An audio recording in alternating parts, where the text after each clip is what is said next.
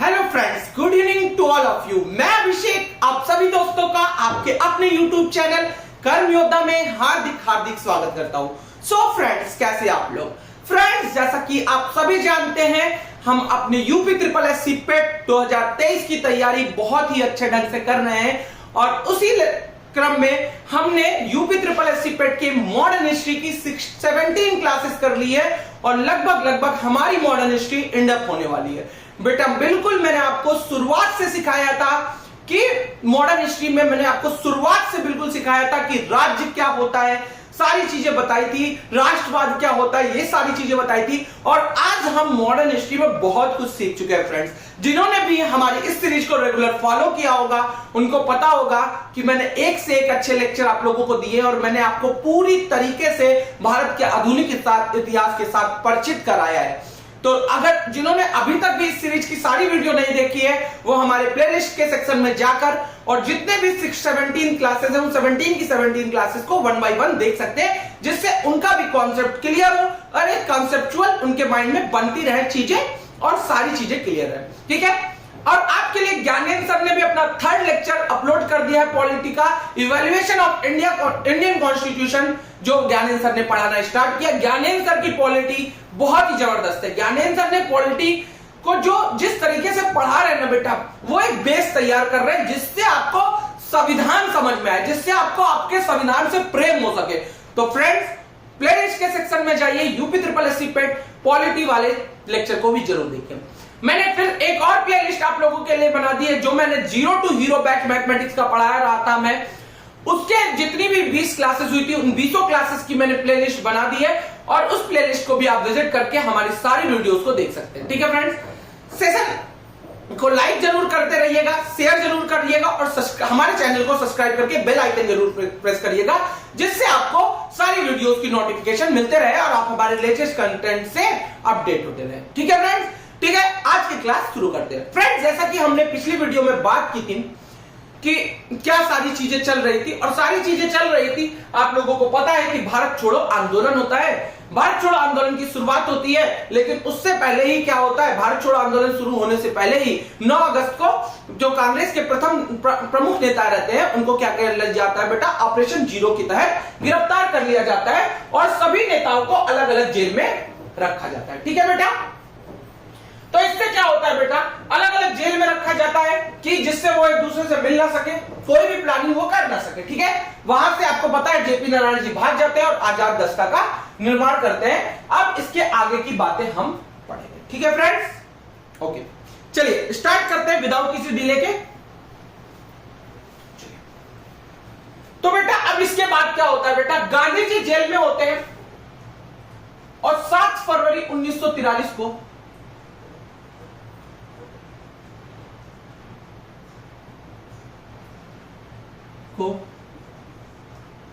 गांधी जी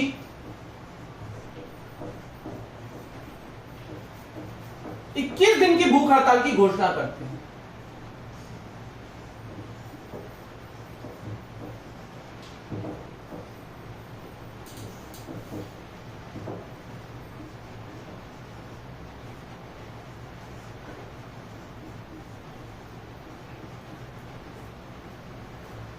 ठीक है बेटा। 14 मार्च 1943 को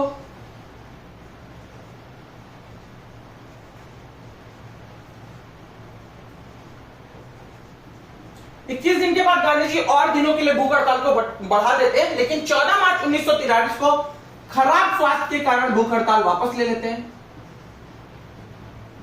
क्या? भूख हड़ताल वापस ले लेते हैं गांधी जी। 14 मार्च 1943 को भूख हड़ताल वापस ले लेते हैं क्योंकि गांधी जी का स्वास्थ्य काफी खराब था।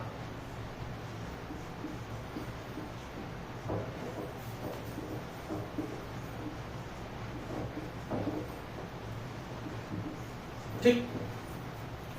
और बेटा 1944 में खराब स्वास्थ्य के कारण गांधी जी को रिहा कर दिया जाता है।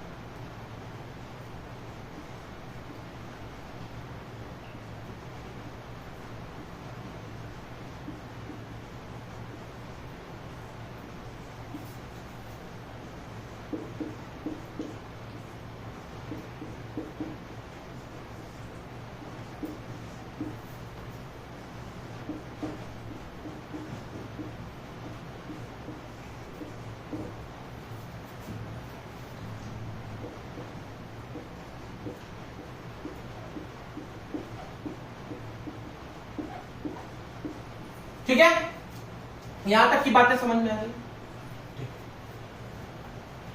अब क्या होता है बेटा कि गांधी जी को जेल में बंद कर दिया जाता है, तो क्या करते हैं गांधी जी 7 फरवरी 1943 को भूख हड़ताल की क्या कर देते हैं, घोषणा कर देते हैं। 21 दिनों की भूख हड़ताल। 21 दिन पूरे होने के बाद गांधी जी अपनी भूख हड़ताल को और आगे बढ़ाते हैं, लेकिन 14 मार्च 1943 को क्या होता है, भूख हड़ताल को वापस ले लेते हैं, क्योंकि गांधी जी का स्वास्थ्य दिन प्रतिदिन खराब होता जा रहा था। ठीक है बेटा, उसके बाद क्या होता है बेटा, 1944 में ज्यादा खराब स्वास्थ्य हो जाता है। खराब स्वास्थ्य के कारण गांधी जी को रिहा कर दिया जाता है। अब बेटा हमने आपको कल एक बात बताई थी जो हम आगे पढ़ने वाले थे कि भारत छोड़ो आंदोलन के, भारत छोड़ो आंदोलन के दौरान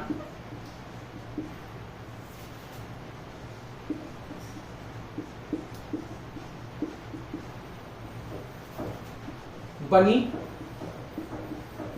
समांतर सरकारें। क्या होता है बेटा, भारत छोड़ो आंदोलन जब होता है तो क्या कुछ समांतर सरकारें बनती है, मतलब अलग अलग जगह पे कुछ सरकारें बनती है और इसका नेतृत्व अलग अलग लोग करते हैं। तो उन्हीं के बारे में थोड़ा हम जानते हैं। ठीक है बेटा, तो बेटा स्थान एक तरफ लिख देते हैं और एक तरफ लिख देते हैं नेतृत्व किसके द्वारा किया गया।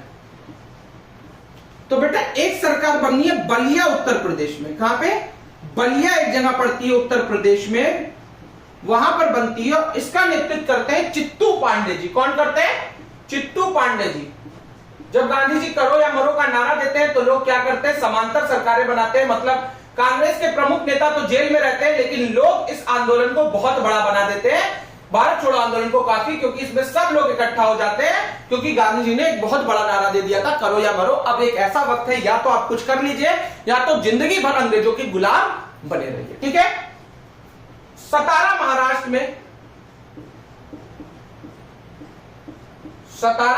में भी क्या बनती है, समांतर सरकार बनती है। और इसको कौन नेतृत्व करता है, वाई चौहान और दोस्तों वाई चौहान और नाना पाटिल जी। ओके फ्रेंड्स, यहां तक की बात समझ में आई। मिदनापुर बंगाल में भी बनती है बेटा,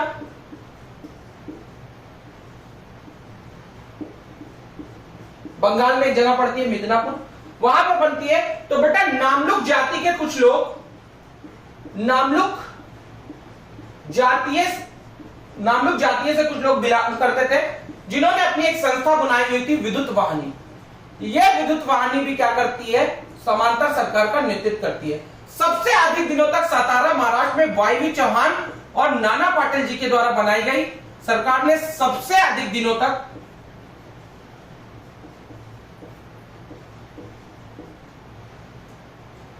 नेतृत्व किया, मतलब चलाया। सरकार को सबसे अधिक दिनों तक किसने चलाया था, जो समांतर सरकारें बनी, नाना पाटिल और वाई चौहान जी। तलचर उड़ीसा में भी एक बनी थी, अब नेतृत्व किसने किया था ये चीज मुझे थोड़ा नहीं कंफर्म है बेटा, और ये किताबों में भी कहीं पे कंफर्म नहीं है, मैंने बहुत सारे कंटेंट देखे, लेकिन ये पता है कि तलचर उड़ीसा में भी एक समांतर सरकार बनी थी, इसका भी नेतृत्व किसी ने किया। ठीक है, तो यहां तक की चीजें क्लियर है। जल्दी से एक स्क्रीनशॉट ले लीजिए फ्रेंड्स, जिससे हम अपने लेक्चर को आगे कंटिन्यू कर सके। ओके, ये बात समझ में आ ही रही होगी फ्रेंड्स कि क्या होता है। 7 फरवरी 1943 को गांधी जी ने भूख हड़ताल, ये सारी भारत छोड़ो आंदोलन के दौरान बनी समांतर सरकारें, ये सब आप लोगों को बहुत ही इजीएस्ट चीज है जो पता है, जो मैंने लिख दिया, आप लोग एक बार स्क्रीनशॉट भी ले लीजिए। ठीक है फ्रेंड्स, ओके ठीक है, मूव ऑन करते हैं आगे फ्रेंड्स। अब ये सब होता है, इतने में क्या आ जाता है बेटा, 1 अक्टूबर 1943 क्या आ जाता है, उससे पहले भी कुछ होता है, वो भी समझ लीजिए।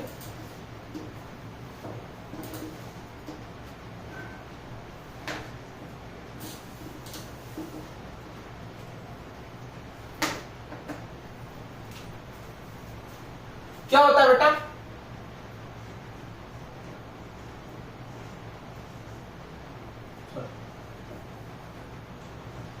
तेईस मार्च बच्चों फ्रेंड्स, 23 मार्च 1943 को फ्रेंड्स क्या होता है दोस्तों, 19 मार्च 1943 को लीग द्वारा प्रथम पाकिस्तान दिवस मनाया गया।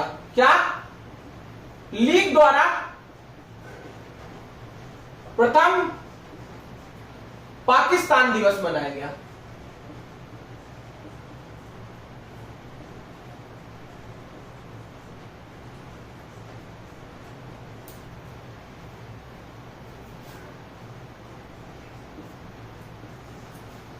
चलो अब एक यहां पे एक और बात याद आ ही गई है तो उसे भी नोट डला के लिखा देता हूं, आप लोगों को नोट डाल के लिख लीजिए।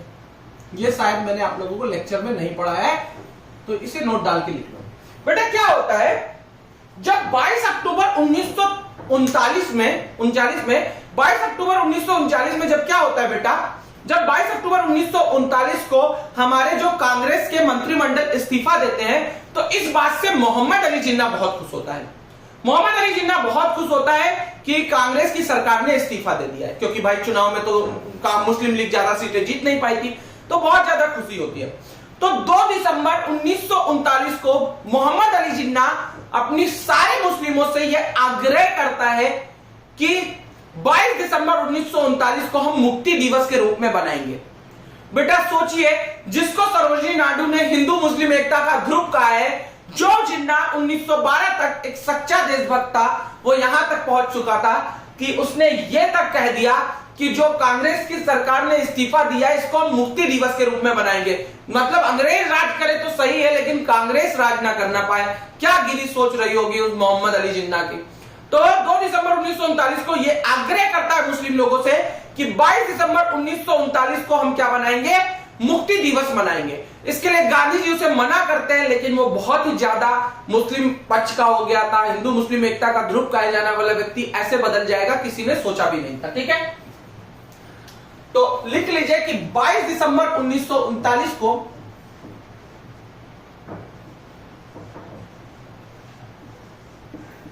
मुक्ति दिवस के रूप में मनाया गया।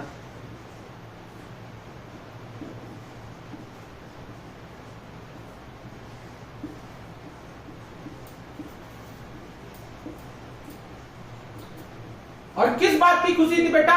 खुशी केवल इस बात की कि कांग्रेस ने सरकार से इस्तीफा दे दिया, कांग्रेस के मंत्रिमंडल ने इस्तीफा दे दिया, इस बात की खुशी थी। इस बात में मुक्ति दिवस मुसलमानों ने मनाया। बताइए, हमारे देश में हमारे देश के लोग शासन ना करें, अंग्रेज शासन करे तो लोग खुश है। क्या जमाना था, क्या मोहम्मद अली जिन्ना क्या इंसान था। इतना बड़ा देश का गद्दार आज तक आपने कभी नहीं देखा होगा। ठीक है, थोड़ा सा मैं इसे एडजस्ट कर देता हूं फ्रेंड्स। ठीक है, आ जाइए आगे देखते हैं। ठीक, अब इसी के बाद बेटा ये तो नोट में लिख लीजिएगा। अब 23 मार्च 1943 को लीग और प्रथम प्रवेशदान दिवस मनाया जाता है। अब तब तक क्या जाता है बेटा, 1 अक्टूबर 1943 को वायसराय लिंलिथगो रिटायर हो जाता है। क्या हो जाता है बेटा, 1 अक्टूबर 1943 को वायसराय लिंलिथगो रिटायर। क्या, वायसराय लिंलिथगो रिटायर हो जाता है।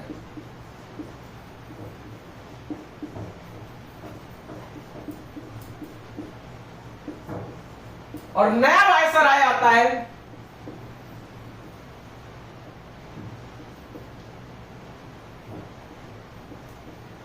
एक नया वायसराय आता है।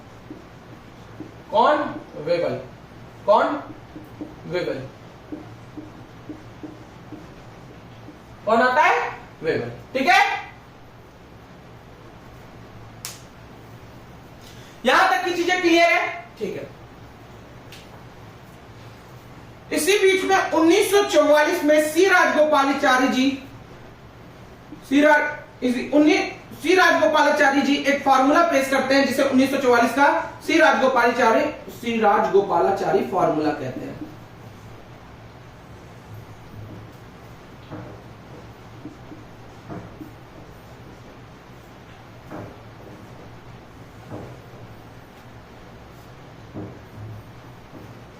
क्या 1944 में सी राजगोपालाचारी जी एक फार्मूला लाते हैं जिसे सी राजगोपालाचारी फार्मूला 1944 कहते हैं। ठीक है, अब इसमें क्या बात थी बेटा, इसमें पहली बात थी कि लीग जो है ना, लीग कांग्रेस की स्वतंत्रता की मांग का समर्थन करे, स्वतंत्रता की मांग का समर्थन करे। पूर्वी बंगाल, क्या बेटा, पूर्वी बंगाल और नॉर्दर्न वेस्टर्न फ्रंटियर प्रोविंस, क्या इसका फुल फॉर्म क्या है बेटा? नॉर्दर्न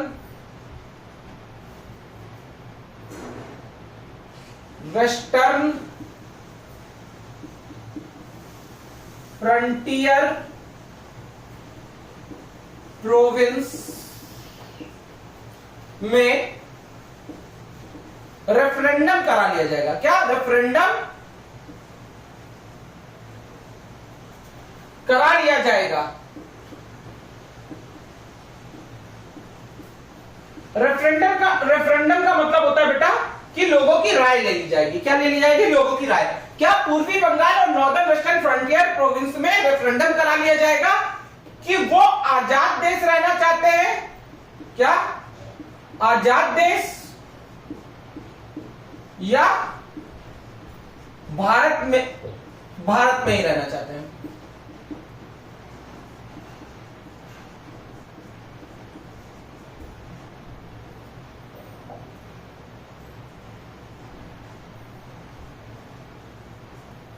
ठीक, क्या आजाद देश या भारत में रहना चाहते हैं?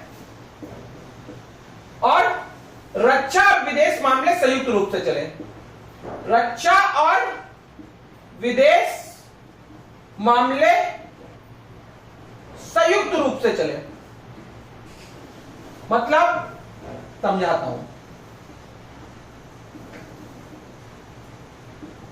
चलिए बेटा देखिए, 1944 में सी राजगोपालाचारी जी एक फॉर्मूला, एक अपनी बात लेके आते हैं जिसे सी राजगोपालाचारी फॉर्मूला 1944 के नाम से जाना जाता है। इसमें सी राजगोपालाचारी जी कहते हैं कि लीग जो है वो कांग्रेस की स्वतंत्रता का मांग का समर्थन करे और इसके बदले में हम क्या करेंगे, हम पूर्वी बंगाल और नॉर्दर्न वेस्टर्न फ्रंटियर प्रोविंस में क्या करा लेंगे, रेफरेंडम करा लेंगे, मतलब लोगों की राय ले लेंगे कि वो आजाद देश रहना चाहते हैं या भारत में रहना चाहते हैं। अगर वो आजाद देश रहना चाहते हैं तो उन्हें एक आजाद देश की तरह कर दिया जाएगा, उन्हें एक अलग कर दिया जाएगा। बट रक्षा और संयुक्त जो मामले, रक्षा और बाहरी मामले, विदेशी मामले, वो भारत ही देखेगा। ठीक है, लेकिन और क्या, लेकिन इस बात को लीग की वजह से फेल हो जाता है। क्या हो जाता है बेटा?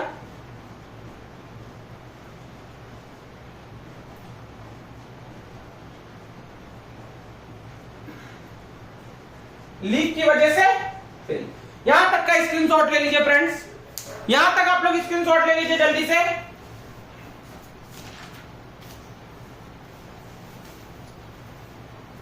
यहां तक कोई दिक्कत? आई थिंक कि यहां तक आप लोगों को कोई भी दिक्कत वाली बात नहीं होगी। ठीक है फ्रेंड्स, यहां तक आप लोग ले लीजिए स्क्रीनशॉट। ओके, आगे बढ़ जाते हैं, इसके इरेज करते हैं।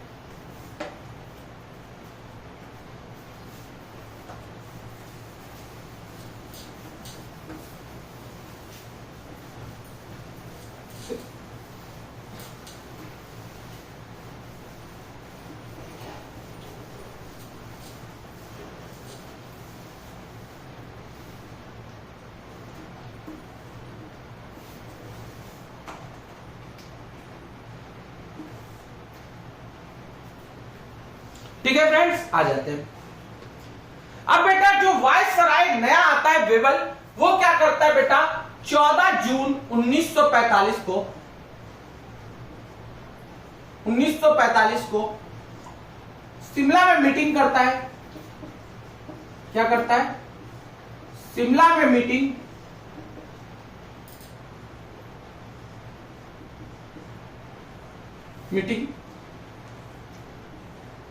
और इस मीटिंग में क्या लेके आता है बेटा, शिमला योजना या वेवल योजना।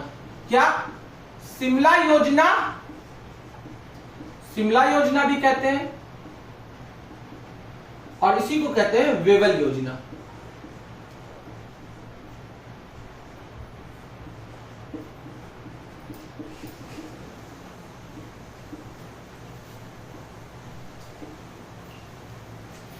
शिमला योजना या वेवल योजना में क्या होता है बच्चों, ध्यान से सुनो, ठीक है। अब शिमला योजना और वेवल योजना में क्या होता है बेटा, पहली बात कहते हैं कि वायसराय की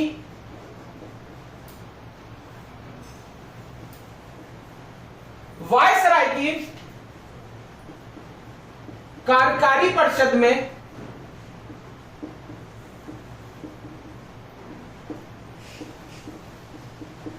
फ्रेंड्स क्या कहते हैं, शिमला योजना या वेवल योजना में फ्रेंड्स कहते हैं कि वायसराय की कार्यकारी परिषद में केवल 2 अंग्रेज, ओनली और ओनली कितने अंग्रेज फ्रेंड्स, 2 अंग्रेज, 2 अंग्रेज। एक कौन, एक बेटा वायसराय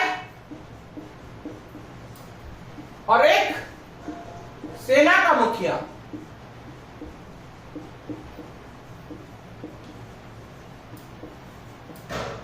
ठीक, तो ये तो बात अच्छी थी। दूसरा कहते हैं वायसराय की कार्यकारी परिषद, वायसराय की कार्यकारी परिषद अंतरिम सरकार की तरह कार्य करेगी, अंतरिम सरकार की तरह कार्य करेगी संविधान सभा के बनने तक। जब तक संविधान सभा का गठन नहीं हो जाता तब तक वायसराय की कार्यकारी परिषद अंतरिम सरकार की तरह कार्य करेगी संविधान सभा के गठन तक। ओके फ्रेंड्स, लीग को यह भी स्वीकार नहीं होता, लीग की वजह से फेल हो जाता है। क्या हो जाता है,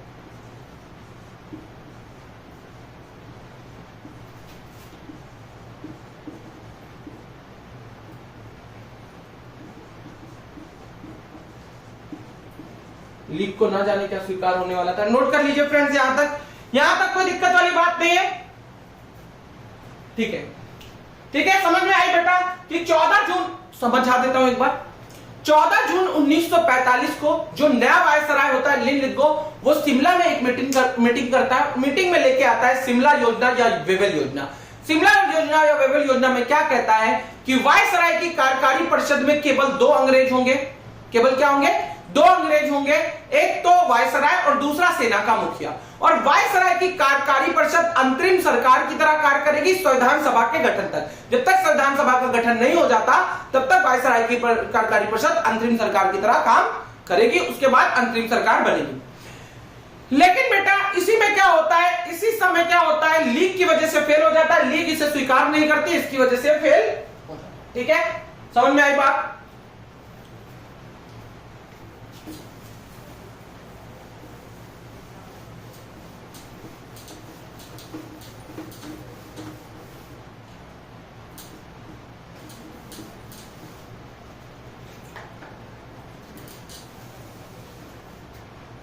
अब बच्चों आपको पता है कि क्या होता है बेटा कि 1945 में ब्रिटेन के नए प्रधानमंत्री बनते हैं। क्या फ्रेंड्स, 1945 में ब्रिटेन के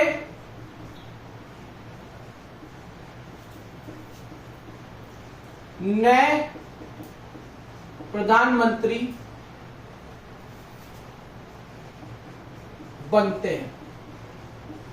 और प्रधानमंत्री कौन बनता है बेटा, क्लेमेंट इटली। जो साइमन कमीशन में क्या आया था बेटा, एक सदस्य था क्लेमेंट इटली, लेबर पार्टी का सदस्य, लेबर पार्टी का जो मेंबर था, वो क्या बन जाता है 1945 में ब्रिटेन के नए प्रधानमंत्री बन जाता है। क्या बन जाता है, क्लेमेंट इटली ब्रिटेन का नया प्रधानमंत्री, क्लेमेंट इटली ब्रिटेन का नया प्रधानमंत्री मिलता है। भारतीयों से सहानुभूति थी इसे, क्या थी, भारतीयों से सहानुभूति थी, भारतीयों के साथ इसकी संवेदनशीलताएं थी। वो सोचता था कि भारतीयों के साथ गलत हो रहा है, भारतीयों के साथ ऐसा नहीं होना चाहिए, भारतीयों को लाइक करता था थोड़ा। ठीक है, तो क्लेमेंट इटली में भारतीयों से सहानुभूति थी, तो ये क्या करता है, ब्रिटेन की संसद को, ब्रिटेन की संसद को 3 सदस्यों को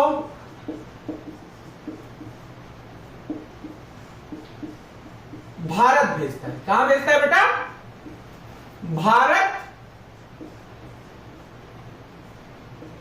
भेजता है। कौन सा मिशन, कैबिनेट मिशन। कौन सा मिशन, कैबिनेट मिशन।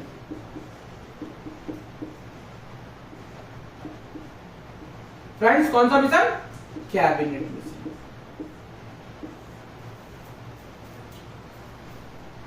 24 मार्च 1946 को कैबिनेट मिशन भारत आता है।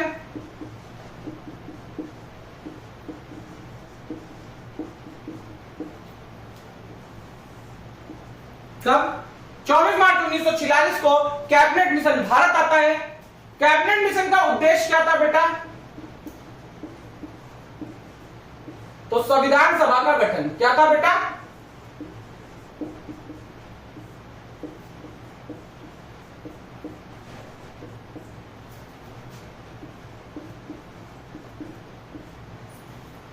संविधान सभा का गठन सबसे मेन उद्देश्य था। अब बेटा इसमें कौन, 3 सदस्य होते हैं। पहला सदस्य होता है सर स्टेफोर्ड क्रिप्स,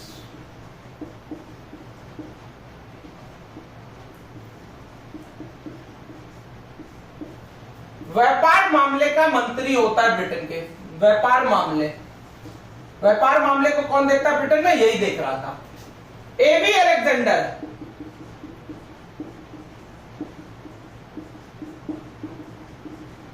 एवी अलेक्जेंडर नेवी, मतलब नेवी को ये देख रहा था, नेवी। सर पैट्रिक लॉरेंस, कौन, सर पैट्रिक लॉरेंस, ये क्या था बेटा, भारत सचिव था।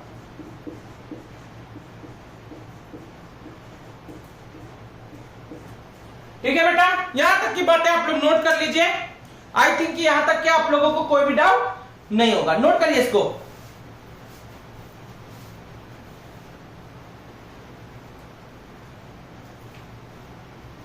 ठीक है, यहां तक कोई प्रॉब्लम, कोई दिक्कत आई थिंक कि नहीं होगी। एक बार स्क्रीनशॉट ले लीजिए। ठीक है, चलो एक बार समझा भी देते हैं। 1945 में क्या होता है बेटा, ब्रिटेन की संसद में नए प्रधानमंत्री का चुनाव होता है और क्लेमेंट इटली वहां का क्या बन जाता है, प्रधानमंत्री बन जाता है। क्लेमेंट इटली साइमन कमीशन में एक सदस्य के रूप में आया था, जो लेबर पार्टी का सदस्य था, जिसको भारतीयों के प्रति सहानुभूति थी। जैसे ही प्रधानमंत्री बनता है, ब्रिटेन की कैबिनेट के 3 सदस्यों को तत्काल भारत भेजता है कैबिनेट मिशन के लिए, कैबिनेट मिशन लेके। और एक कैबिनेट मिशन में क्या होता है, कैबिनेट मिशन का उद्देश्य था भारत में संविधान सभा का गठन करना। और इसमें 3 अंग्रेज जो थे वो थे सर स्टेफोर्ड क्रिप्स, जो व्यापार मामले देखते थे ब्रिटेन में, एवी अलेक्जेंडर जो नेवी के मामला देखता था, और सर पैट्रिक लॉरेंस जो भारत सचिव था। ये तीनों आते हैं और क्या कैबिनेट मिशन के बातें प्रस्तुत करते हैं। अब क्या था कैबिनेट मिशन, देखते हैं फ्रेंड्स। यहां तक स्क्रीनशॉट ले लिया है।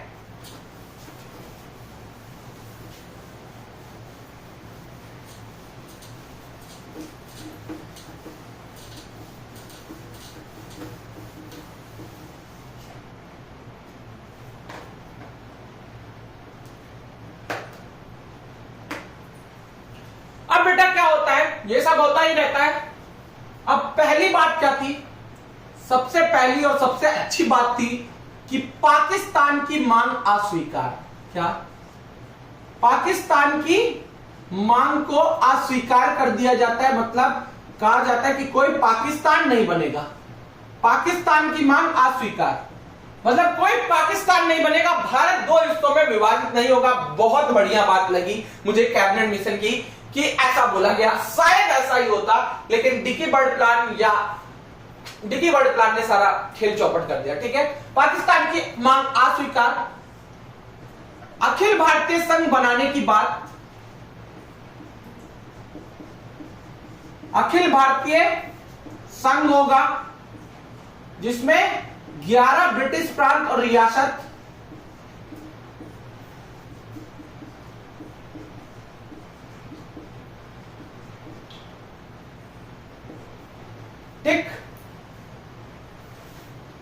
और इसी के पास क्या रहेगा बेटा, रक्षा मामले, विदेश मामले और संचार मामले इसके पास। क्या? संचार मामले इसके पास। ठीक। तीसरा क्या था, अवशिष्ट शक्तियां प्रांतों को दी गई। जो अवशिष्ट शक्तियां थी किसको दी गई,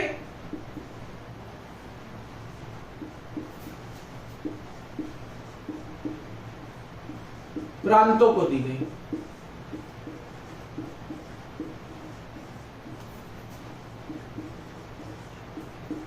ठीक है बेटा, अवशिष्ट शक्तियां किसको दी गई बेटा, प्रांतों को दी गई। यहां तक की कोई दिक्कत वाली बात नहीं है। ठीक है, अब इसके बाद फोर्थ क्या था, यहां तक लिख लीजिए, आगे बढ़ते हैं। क्या होगा बेटा, संविधान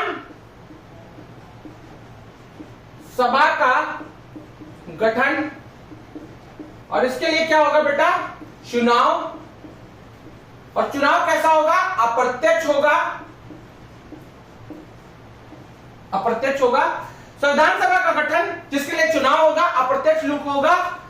प्रत्येक 15 लाख पर एक सीट, मतलब प्रत्येक 15 लाख की आबादी पर एक सीट।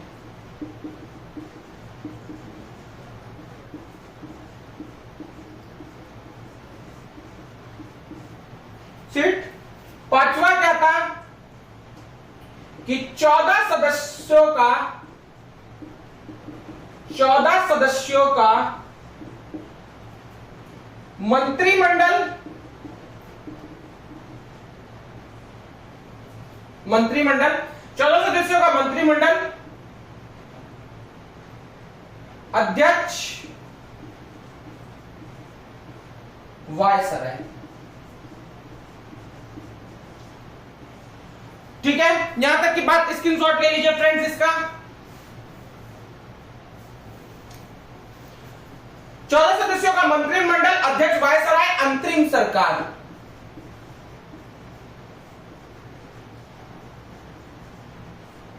ठीक, इसमें क्या था बेटा, 6 इंडियन नेशनल कांग्रेस के सदस्य, 5 मुस्लिम लीग के सदस्य और 3 अन्य पार्टियों के सदस्य। 3 अन्य सदस्य, एक तो वायसराय हो गया, 2 और। ठीक है, समझ में आ गई बात। ये था क्या, कैबिनेट मिशन। तो कैबिनेट मिशन क्या था बेटा, कैबिनेट मिशन में सबसे पहले पाकिस्तान की जो मांग थी उसको पूरी तरीके से नकार दिया गया, उस मांग को नहीं माना गया। दूसरा, अखिल भारतीय संघ बनाने की बात की गई, क्या, और 11 ब्रिटिश प्रांत प्लस रजवाड़ी रियासत, और क्या था, रक्षा, विदेश और संचार मामले इसी के पास रहेंगे। अवशिष्ट शक्तियां जो थी वो प्रांतों को दे दी गई। ठीक है, चौथा क्या था बेटा, चौथा यह था कि अवशिष्ट शक्तियां प्रांतों की दी गई। चौथा था संविधान सभा का गठन, चुनाव होंगे, अप्रत्यक्ष रूप में होंगे और प्रत्येक 15 लाख आबादी पर एक सीट होगी।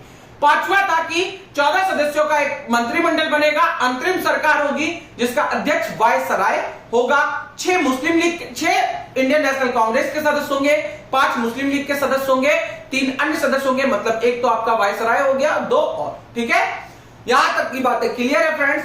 तो आज के लेक्चर को यहीं पे समाप्त करते हैं। कल हम पढ़ेंगे कि कैसे 1945 में जो चुनाव होता है उसके बाद इसी के लिए संविधान सभा 1945 में चुनाव होते हैं और कांग्रेस 102 में से 57 सीटों पर विजय प्राप्त करती है और 1946 में 2 जून 1946 को जवाहरलाल नेहरू आदि प्रथम केंद्रीय मंत्रिमंडल का गठन करते हैं। इसके बारे में पढ़ेंगे। एक क्लास और लगेगी, हमारी मॉडर्न हिस्ट्री फिनिश हो जाएगी। उसके बाद हम पढ़ेंगे क्या 2 लेक्चर, हमारे 2 टॉपिक और बचेंगे जो मैं 4 दिनों के अंदर अंदर समाप्त कर दूंगा।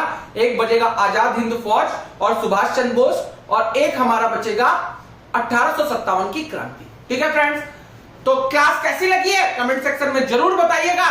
लाइक करिएगा, एटलीस्ट 100 लाइक, शेयर करिए, हर एक बच्चा 5 लोगों को शेयर करे, सब्सक्राइब करिए। हमारे सब्सक्राइबर कम से कम इस वीडियो के वजह से कम फ्रेंड्स कम से कम 10 सब्सक्राइबर तो बढ़ ही जाए। आप लोगों से उम्मीद है कि 50 बढ़ाए, लेकिन आप लोग एटलीस्ट 10 तो बढ़ा ही दीजिए।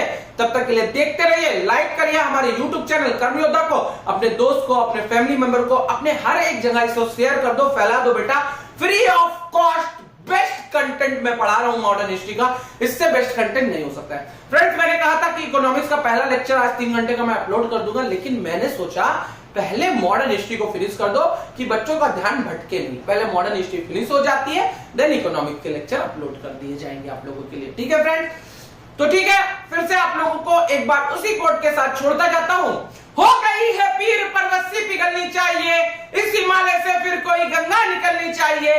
सिर्फ हंगामा फैलाना मेरा मकसद नहीं, मेरी कोशिश है कि ये सीरत बदलनी चाहिए। मेरे सीने में ना सही, तेरे सीने में सही, लगी हो आग कहीं भी, बस आग लगनी चाहिए। मेरे सीने में ना सही, लेकिन आपके सीने में सिलेक्शन की आग लगनी चाहिए। यूपी SSSC पेट में आप 85 प्लस स्कोर करके आए, जिससे आप हर एक यूपी का एग्जामिनेशन दे सके।